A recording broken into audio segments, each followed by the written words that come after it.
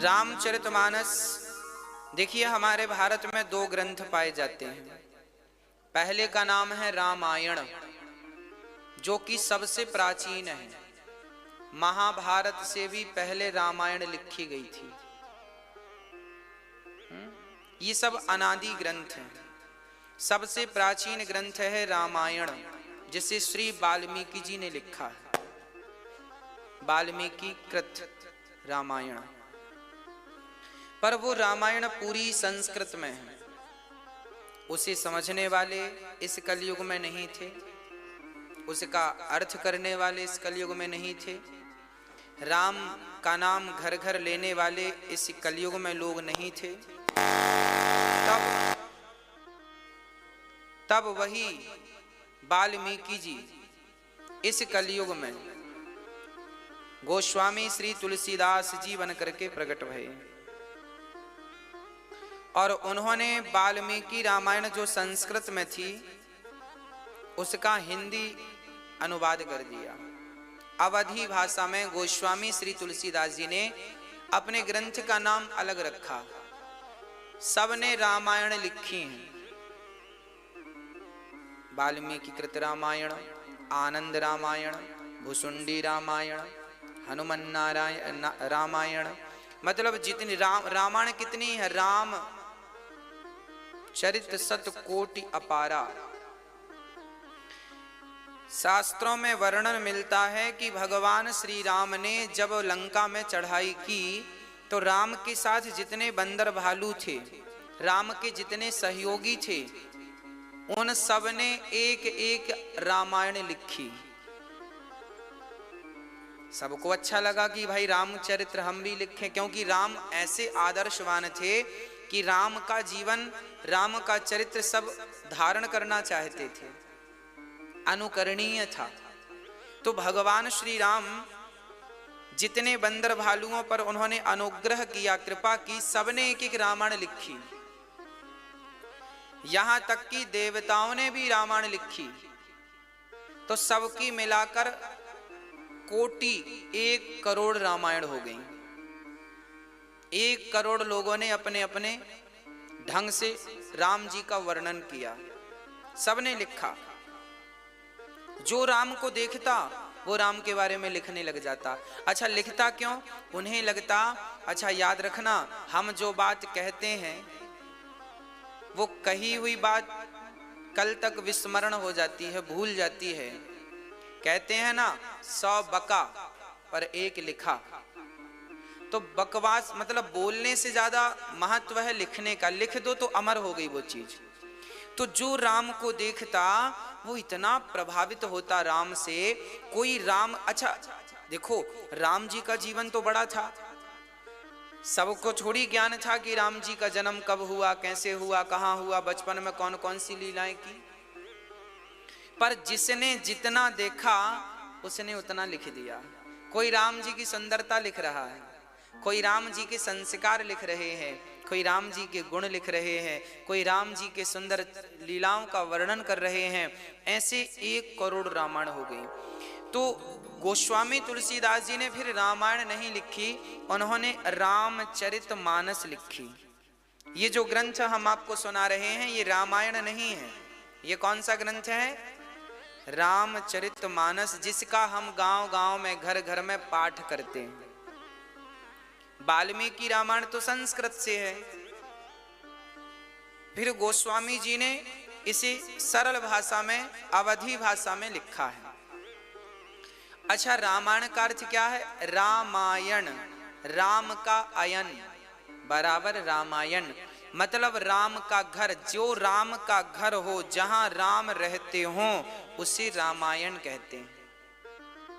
रामायण जहां राम हो उसे रामायण कहते हैं। राम का घर क्या है? मंदिर। भगवान हमारे लिए जो मंदिर है राम का, वो राम के लिए क्या है? उनका, हमारे लिए मंदिर है, उनके लिए घर है। तो मंदिर यदि हम जाते हैं तो वहां एक शर्त होती है कि हम स्नान ध्यान करके मंदिर में साफ सुथरे होकर जाएं, है ना। तो रामायण पढ़ने का अधिकारी कौन? जो विचारों से साफ सुथरा हो, जो पवित्र हो चुका हो मन से, वो प्रवेश कहां करे? रामायण में। और रामचरितमानस का अर्थ है, मानस कहते हैं सरोवर को। मान सरोवर भी आपने सुना होगा।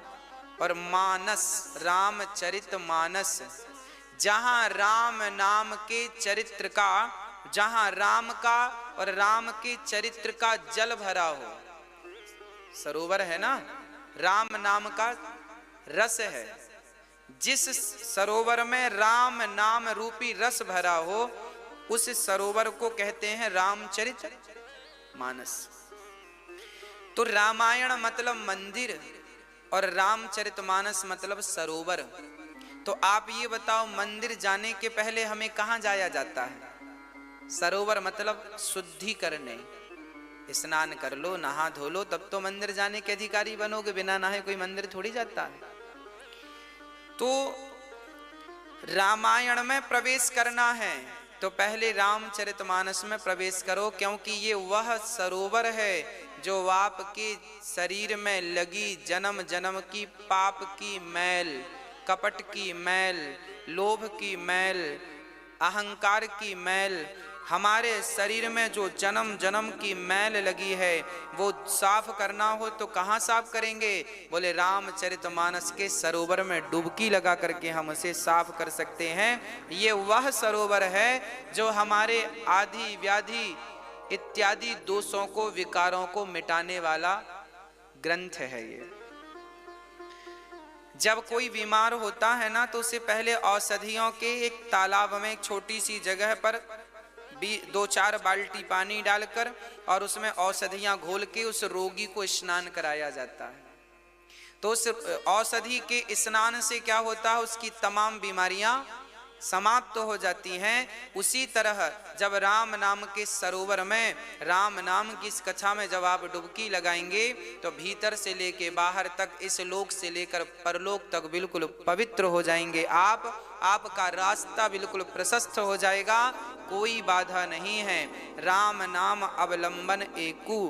भागवत राम कथा तो हमें एकमात्र राम का आश्रय दिलाने वाला पावन ग्रंथ है। इसे किसने लिखा है? किसने लिखा है इसे?